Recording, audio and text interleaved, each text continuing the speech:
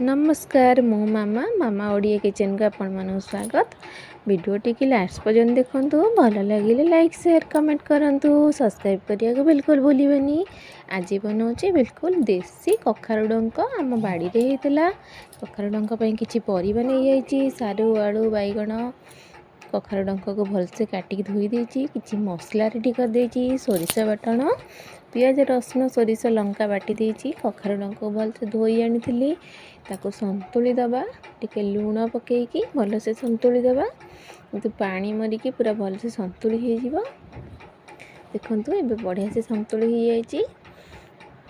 तापरे काटी रखिथिबा परिबा सब कखारु बैगण सारू आलू सब पकई दबा, पकईकी ताको भलसे भाजी दबा, किंतु बढ़िया से भाजी हो जाउची। जेहेतु चुली रे बढ़िया से आमर भाजी होची, काठ जाल चुली रोसई। तापरे सोरिष मसला करी रखिथिले ग्राइंडिंग करिकी ताको पकई देली, भलसे भाजी हो गला। तापरे लंका गुंड हल्दी गुंड लूण किछि गरम मसला सब पकई दबा, पकईकी पुणी भलसे कषिबा, मसलाटी भलटी कषि हो जिवो।